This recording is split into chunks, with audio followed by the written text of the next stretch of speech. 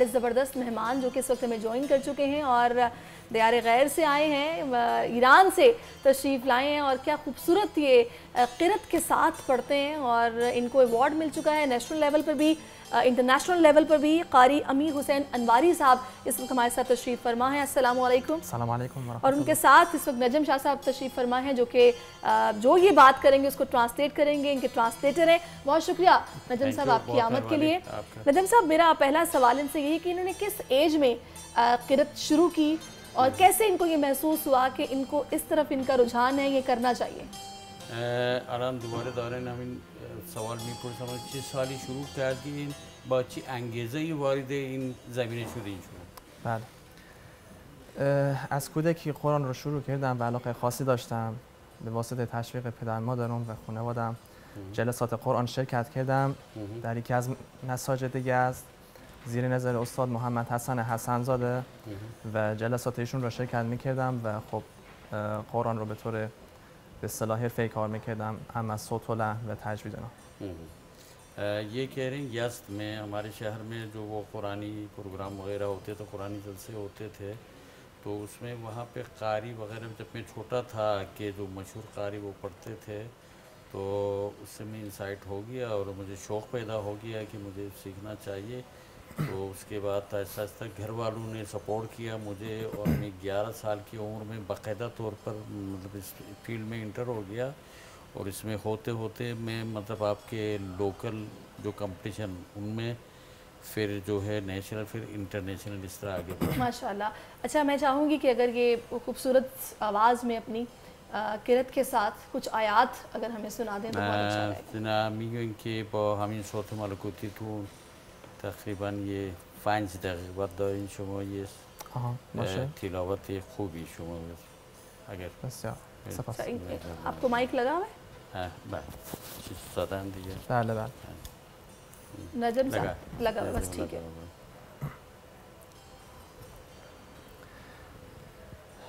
أعوذ بالله من الشيطان الرجيم. بسم الله الرحمن الرحيم.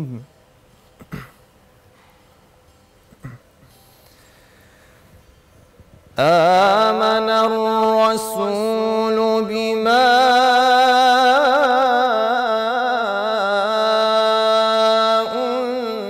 أنزل إليه من ربه والمؤمنون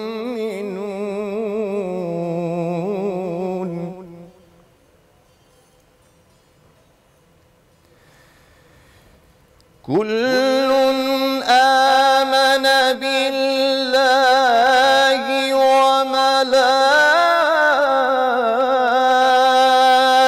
وملائكته وكتبه ورسله لا نفرق بين أحد من رسله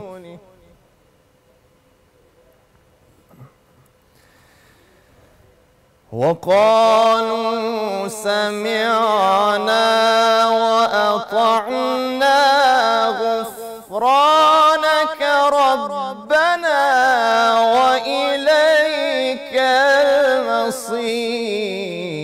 المصير.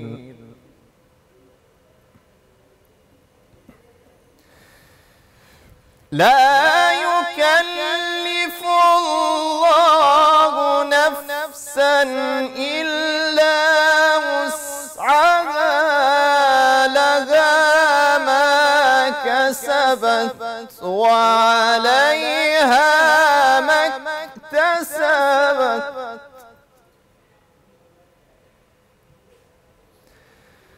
ربنا لا تؤاخذنا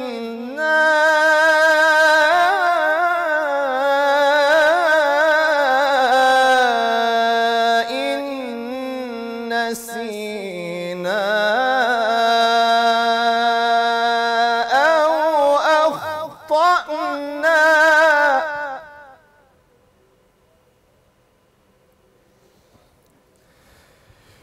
ربنا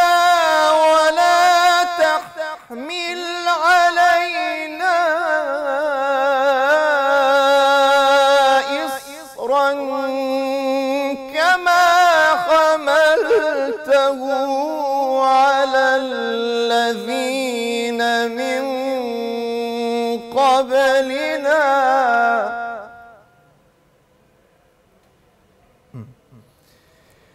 ربنا ولا تحملنا ما لا طاقة لنا به واعف عنا واغفر لنا وارحمنا واعف عنا واغفر لنا وارحمنا أنت مولانا فانصرنا على القوم الكافرين.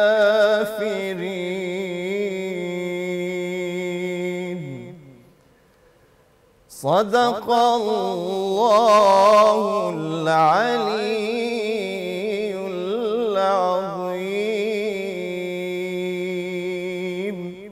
माशाल्लाह माशाल्लाह, बहुत खूब, सुभान अल्लाह। मैं चाहूँगी आप नजम साहब इनको बताइए कि इनका कलाम हमें बहुत अच्छा लगा है, और आखिर में मैं चाहूँगी कोई थोड़ा सा अगर आप इनसे ये पूछे कि आगे ये क्या अपने हवाले से सोचते हैं कि इनको आगे क्या करना है इसी फील्ड में। सही सही, ठीक है। सबसे पहले तो मैं एज ट्रांसलेटर और आपके खाने फरहंग इनको लेके आया, मैं शुक्रिया अदा करता हूँ आपके चैनल का, और आपका, आपके प्रोग्राम का, जो आपके तवज्जुह से इतने लाखों अफराद के इस कुरानी आयात के सुनने के आप वसीला बन गए। तो मैं इनसे पूछ लेता हूँ अपने कैसे अव्वल तशक्कुर में कुरान शुमा की ज़हमत कशी दीन इंजा हमारे बासोत मलकूती भी तिलाफत खैली खूबी इजरा का दीन कि हम ईशून हम कारानशून हम बीनंदगानशून खैली लज्जत बुरदान कि हमें ज़िंदा तकरीबन मिलियन ها نفرانو زنده دارن زنده فاش می زنده گوش میکنن. حالا میپرسن خانم که شما آینده مثلا چه هدفی بزرگتر از این تو این زمینه میخواین که مثلا اینو ادامه بدین، به چی میخواین برسین؟ هدف که خب مشخصه، هدف مشخصه و یک چیز درونی و دلی هستش این کار و اینقدر معنویت داره که قطعا میتونه تاثیرگذار باشه. اولا برای خودم و امیدوارم که برای دیگران هم تاثیرگذار باشه، چون قرآن کتاب الهی هستش و سخن خداوند هست، حرف حقه و قطعا میتونه تاثیرگذار باشه. ये साहब जनाब अमीर हुसैन अनवारी साहब कह रहे हैं कि मैं मतलब इस चीज़ के अंदर ख़ास तौर पर कुरान के हवाले से, वैसे तो किसी भी फील्ड के अंदर और किसी भी ट्रेड के अंदर बंदे को आगे बढ़ना है तो इसका कहीं पे एंड नहीं होता। ख़ास तौर पर कुरान करीम में इसका कोई एंड नहीं है। मैं मतलब जितने भी आगे बढ़ना चाहूँ आगे निकल सकते हैं, लेकिन मेन चीज़ ये है कि मैं ख़ुद अपने नफ्स पे जो इस कुरान के असरात को, अपने नफ्स पे जो इस असरात को मैं मुसल्लत करूँ, मेरी कोशिश होगी कि मैं मतलब इसके मफाहीम से मैं ख़ुद बहरामंद हो जाऊँ कि इसके जो अल्फाज हैं, जो तिलावत है, जो क़िरात है, उसके साथ साथ जो ज़ाहिरी जो चीज़ है को मेरी बातिन पर भी जितने हो सके असरअंदाज हो। बहुत खूब, अल्लाह ताला आप ज़ाहिरा इनको कामयाब करे और बड़ी अच्छी बात इन्होंने की है। बहुत शुक्रिया नजम साहब, आपका भी बहुत शुक्रिया, आपका भी। कारी अमीर हुसैन अनवारी हमारे साथ थे। सब्सक्राइब करें और बेल दबाएं ताकि कोई खबर रह न जाए।